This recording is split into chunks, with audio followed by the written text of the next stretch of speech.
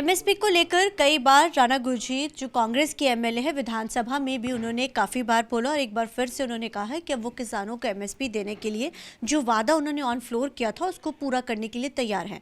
हालांकि पंजाब में by elections भी आज अनाउंस हो जाएंगे। हमारे साथ राणा गुरजीत इस समय मौजूद है। सबसे पहले बात करते हैं एमएसपी, क्योंकि एमएसपी का जो जिक्र है वो हर स्टेट में होता है।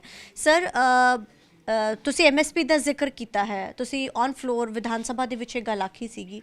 ਹੁਣ ਤੁਸੀਂ ਅੱਜ ਇੱਕ ਵਾਰ ਫਿਰ ਤੋਂ ਕਿਹਾ ਕਿ ਮੈਂ ਕਿਸਾਨਾਂ ਨੂੰ एमएसपी ਥੋੜੀ ਜਿਹੀ ਰੂਪਰੇਖਾ ਸਮਝਣਾ ਚਾਹਾਂਗੀ ਕਿ क्या क्राइटेरिया रहेगा, किमें किमें ਦਿੱਤੀ जाएगी। हिंदी से बोलो पंजाबी से? हिंदी बोल दो जी। देखिए, पंजाब की सबसे बड़ी प्रॉब्लम डीप्लीटिंग वाटर टेबल, मतलब पानी का स्तर नीचे जाना। आज हम 350 फुट पे हैं, 3 साल पहले 300 फुट पे थे। और किसानी सेक्टर में बिजली का बिल आता था 7200 करोड़, और इस साल मार्च का था करीब 10,000 करोड़।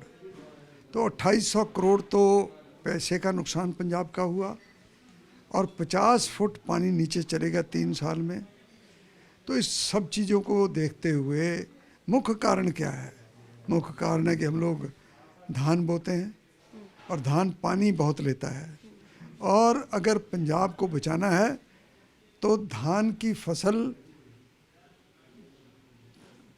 पडलिंग, जिसको कहते हैं कद्दू करके बोना, ट्रांसप्लांटिंग, वो बंद करनी होगी। या तो हम DSR पे आ जाएं, जो कि एक प्रूवन टेक्नोलॉजी है और 25% पानी बचता है।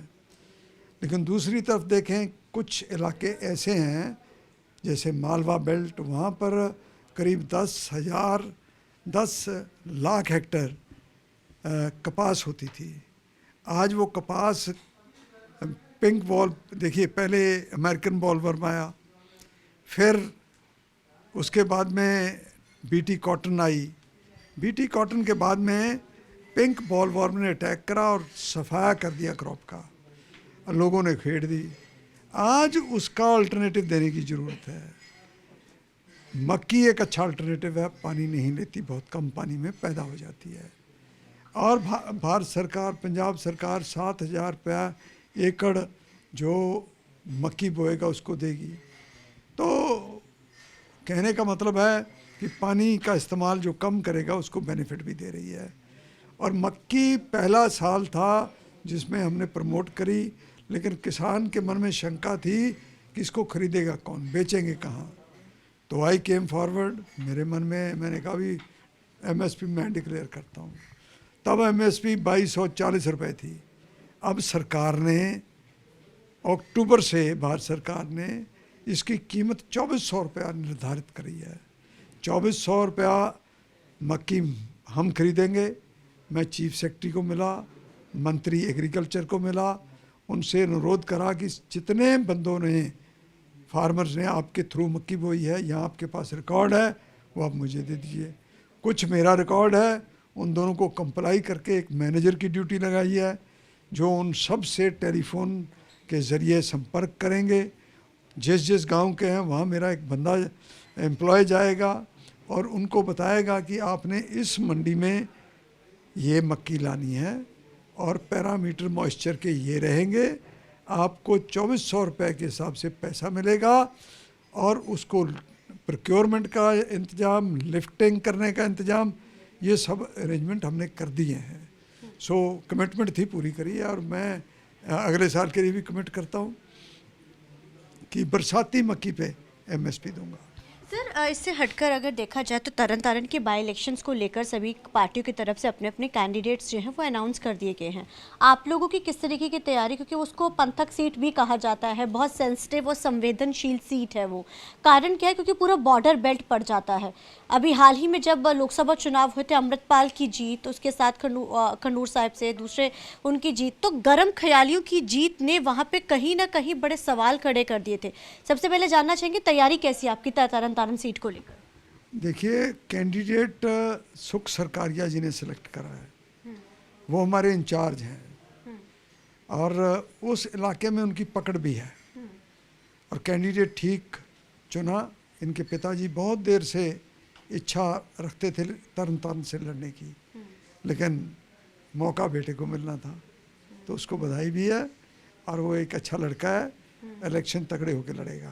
सर तरन तारण सीट का जैसे मैंने अमृतपाल का जिक्र किया, अभी आपने प्रेस कॉन्फ्रेंस करी और आपने बोला कि अगर वोट शेयर उस तरफ जाता है तो संकेत कई और भी जो है इसमें आते हैं। हालांकि अमृतपाल अभी भी डिब्रूगढ़ जेल में इस समय वो अंदर है, उस पर NSA लगा रखी थी, उसके बावजूद भी जीत दर्ज करना एक बहुत बड़े सवाल खड़े होते हैं। इसको समझना होगा। He was not on the ground. Dibrugarh में अमृतपाल जी थे और इतना ऑर्गेनाइज था वो इलेक्शन, तो मैंने नज़दीक से देखा। क्या सोशल मीडिया, क्या मीडिया, क्या प्लानिंग, तो इसके पीछे गहराई तक जाना होगा लोगों को। एक बात मैं जरूर कहूँगा, किसी ज़माने में वो पंथक सीट होती थी, वहाँ से मैं भी इलेक्शन लड़ा, कांग्रेस भी जीती, तरन तारण की चारों सीट 17 में कांग्रेस पार्टी ने जीती, अब आम आदमी पार्टी ने जीती। और मैं एक बात जानता हूं कि भारत सरकार, कोई बंदा पंथक नहीं होता, और होते भी हैं। एक तरफ मैं कह रहा हूं नहीं होते, दूसरी तरफ मैं कहता हूं विचारधारा होती है, और बहुत सारे पंथक लोग भी कांग्रेस को वोट डालते हैं, और कुछ लोग हर धर्म में, हर सूबे में कट्टर होते हैं। लेकिन पंजाब की स्थिति अलग है। पंजाब के ग्रीवेंसेस कुछ ना कुछ तो हैं, सिख ग्रीवेंसेस। अब अमेरिका की बात कर लो, अब अमेरिका में ट्रम्प साहब ने कह दिया कि जो जिसकी दाढ़ी और ये सब केस होंगे तो उसको चूज़ करना पड़ेगा कि भी नौकरी में रहना है या बाहर जाना है। यार धर्म थोड़ा ना छोड़ देंगे। सबसे बड़ी डेमोक्रेसी जो लीड करती है दुनिया को, वो इन छोटी बातों में पड़ जाए तो दिल दुखता है। तो अगर किसी का दिल दुखा हुआ है, उसको एड्रेस भारत सरकार कर सकती है, और भारत सरकार को करना चाहिए।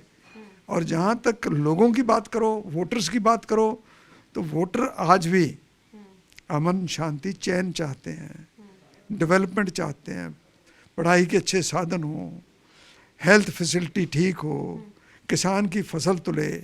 अब मैं आपको बता रहा हूँ कि 300 रुपये निर्धारित कीमत से कम धान बिकेगा, तो कौन जिम्मेवार है?